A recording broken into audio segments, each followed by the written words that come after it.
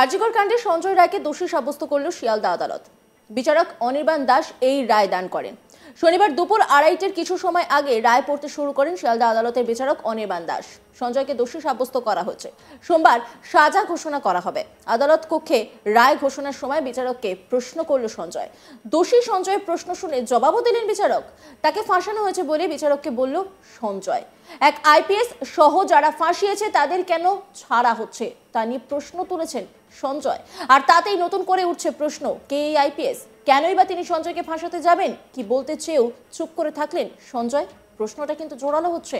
সূত্রের খবর, বিচারককে সঞ্জয় বলেন, যারা আমায় ফাঁসিয়েছে তাদের কেন ছাড়া হচ্ছে? সঞ্জয়ের এই প্রশ্ন শুনে বিচারক বলেন, সব তথ্য প্রমাণ খতিয়ে দেখেছি, সবটা খতিয়ে দেখার পর দোষী সাব্যস্ত করেছি। আপনি দোষী, আপনার সাজা হবে। এরপরেই সঞ্জয়ের উদ্দেশ্যে বিচারক বলেন, আপনার বক্তব্য সোমবার শোনা হবে, এখন আপনাকে জেলে পাঠাচ্ছি।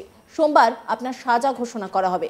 দুপুর 12:30টায় সঞ্জয়ের বক্তব্য শোনা হবে। দ্বিতীয় ধাপে সাজা ঘোষণা করা হবে। দেখাবো এই নিয়ে কি বক্তব্য তুলে ধরেছেন আমার কলিগ। দেখো, দুপুর 2:10 নাগাদ যে ভিকটিমের প্যারেন্টস যারা বাবা মা তারা কোর্টে প্রবেশ করেন। তারপরে জাজ আসেন, অ্যাডিশনাল ডিস্ট্রিক্ট জাজ অনির্বাণ দাস, তিনি কোর্টে প্রবেশ করেন এবং তারপরে 2:20 নাগাদ সঞ্জয়কে নিয়ে আসা হয় কোর্টের ভেতরে। সঞ্জয়কে সরাসরি কোর্টরুমের ভেতর দিয়ে নিয়ে গিয়ে তাকে কাঠগড়ায় দাঁড় করানো হয় বিচারকের সামনে।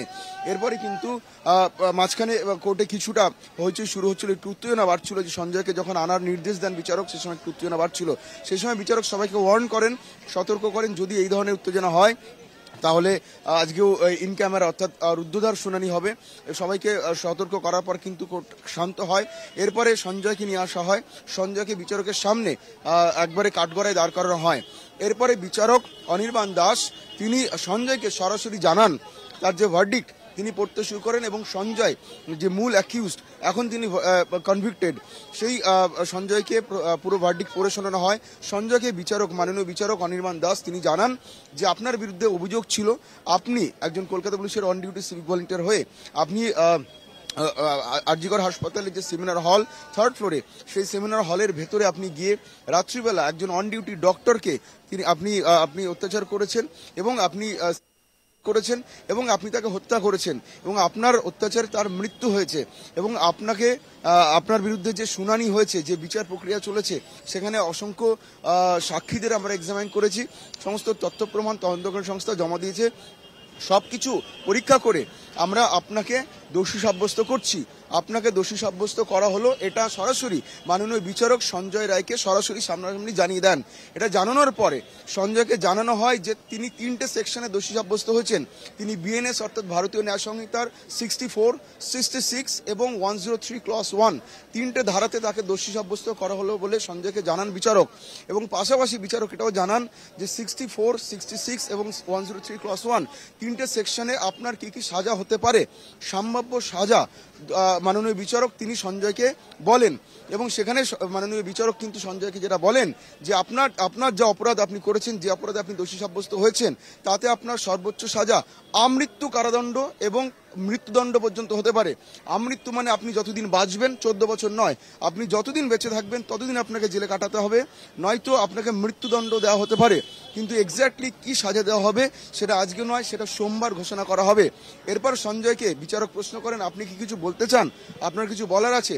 সঞ্জয় রায় বিচারককে তিনি বলেন যে আমাকে ফাঁসানো হয়েছে, আমি এই কাজ করিনি।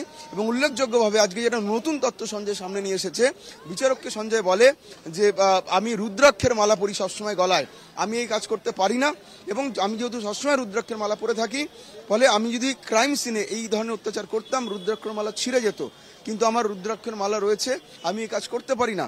পাশাপাশি একই রকম বিস্ফোরক বয়ান সঞ্জয় সামনে আনে। সঞ্জয় আজকেও বলে যে আমাকে ফাঁসানো হয়েছে, যারা ফাঁসিয়েছে তাদেরকে কেন ছেড়ে দেওয়া হচ্ছে? একজন আইপিএস আছে যিনি সব জানেন, তাদেরকে ছেড়ে দেওয়া হচ্ছে কেন? তিনি বিচারকের উদ্দেশ্যে সঞ্জয় প্রশ্ন ছুড়ে দেন। এরপরে কিন্তু বিচারক তাতে আমল না দিয়ে তিনি বলেন যে আপনাকে শোনা হবে, সোমবার দিন আপনার বক্তব্য শোনা হবে, আপনার আইনজীবীর সাথে কথা বলুন, সোমবার দিন আপনার আইনজীবীর বক্তব্য শুনবো এবং আপনার শাস্তি সোমবার দিন ঘোষণা করা হবে।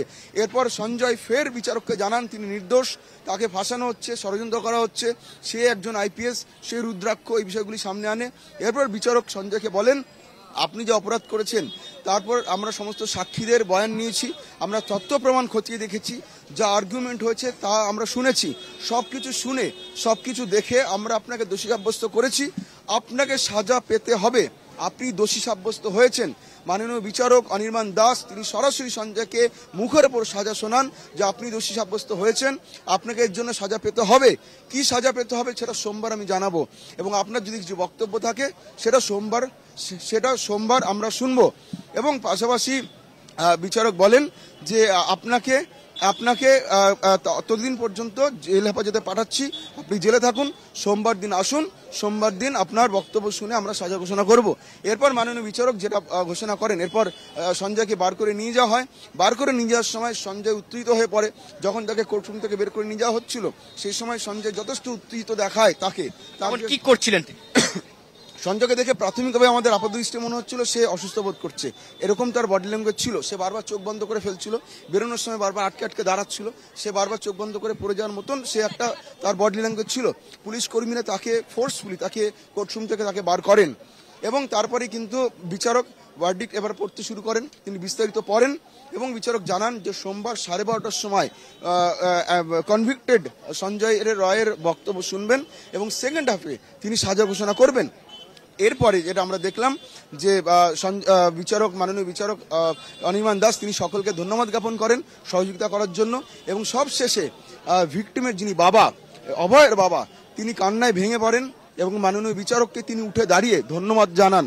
তিনি মাননীয় বিচারককে বলেন যে আপনার উপর যে পূর্ণ বিশ্বাস আমরা রেখেছিলাম, সেই বিশ্বাসের মর্যাদা আপনি দিয়েছেন, আপনাকে তার জন্য ধন্যবাদ জানাই। এবং এই বক্তব্য যখন তিনি রাখছেন তখন কিন্তু তিনি কান্নায় ভেঙে পড়েন, এবং বিচারক তার বক্তব্য শোনেন, তাকে পাল্টা ধন্যবাদ জানান সৌজন্যবশত, এবং তাকে বলেন আপনি সোমবার আসুন, দেখা হবে। এরপরে কিন্তু বিচারক উঠে বেরিয়ে যান এবং শুনানি শেষ হয়। সঞ্জয় একাই এই ঘটনা ঘটিয়েছে নাকি এই ঘটনা নেপথ্যে আর কেউ ছিলেন, এই নিয়ে প্রশ্ন তুলেছেন অনেকে। অতিরিক্ত জেলা দায়রা বিচারক অনির্বাণ দাস সোমবার সাজা ঘোষণা করবে।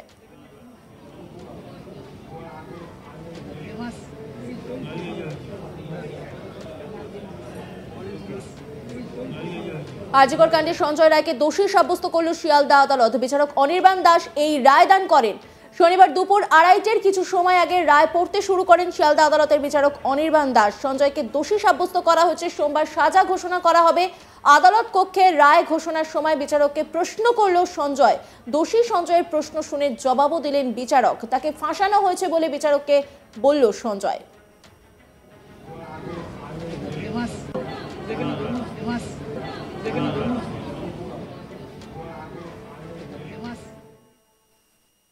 অন্যান্য খবরের আপডেটের জন্য অবশ্যই নজর রাখুন আজ তাক বাংলার ইউটিউব স্ট্রিমিং এ। লাইক, কমেন্ট, শেয়ার এবং সাবস্ক্রাইব করতে ভুলবেন না।